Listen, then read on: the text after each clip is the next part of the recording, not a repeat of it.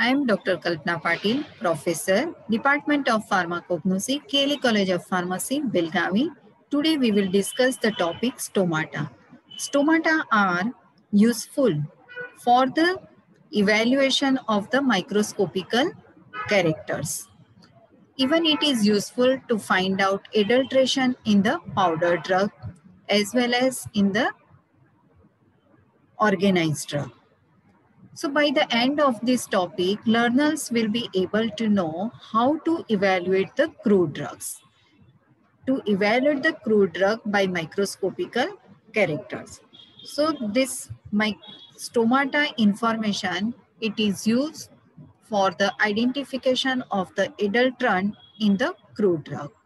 So today I will cover definition of stomata, structure of stomata, types of stomata, and functions of stomata.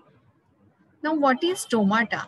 Stomata, also called a stoma, is a pore found in the epidermis of leaves, stems, and other organs that controls the rate of gas exchange.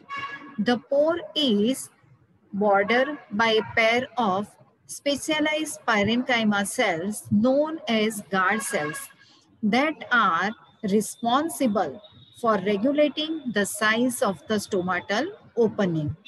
The leaves of bryophytes and submerged leaves of aquatic parts do not contain stoma. Generally, stomata are present in green parts of the plant, usually in leaves, but absent in roots. Stomata are also present in stem, for example, ephedra, flowers, example, clove, fruits, example, fennel. Now, structure of stomata. Stomata consists of three parts: the central pore, guard cells, and subsidiary cells. So, pore is covered by the guard cells and guard cells are covered by the subsidiary cells.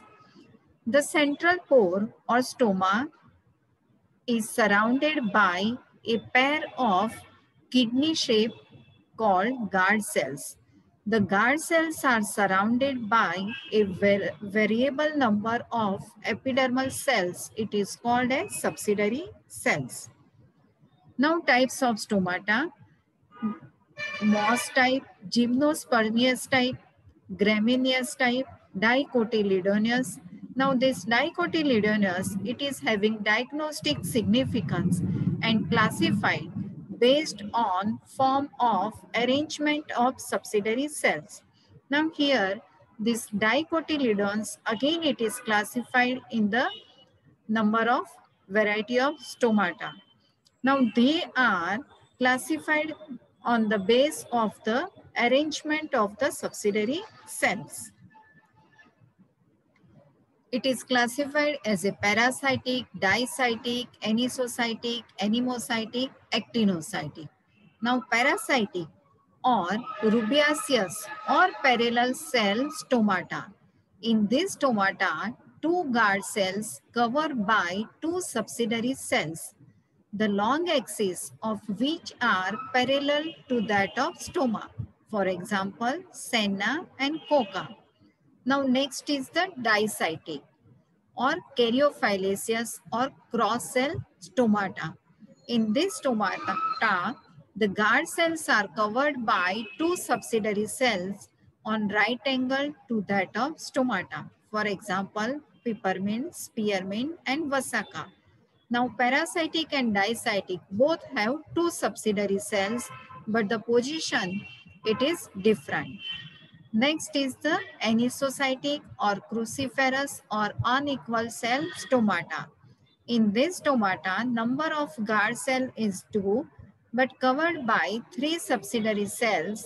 And in these 3 cells, one is smaller compared to other 2 subsidiary cells. For example, Datura, Belladonna, and Stromania. Next is the anemocytic or ranunculus or irregular cell stomata. In this type stomata, it is surrounded by varying number of subsidiary cells. For example, digitalis and lobelia. Next is the actinocytic or radiate cell stomata. Here, the two guard cells are surrounded by radiating subsidiary cells. Now, what are the functions of stomata? Stomata. Primary and important function of the stomata is gaseous exchange. It helps to expel the excess water from the leaves in the form of water vapor. Based on the weather condition, it closes or opens its pores to maintain the moisture balance.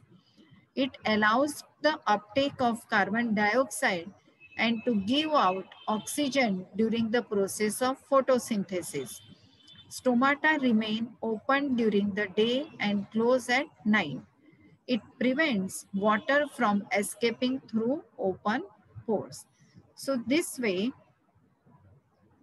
the stomata are used for identification of the adulterant in the crude drug. So it is a microscopical character which is used for identification of the adulterant. Thank you.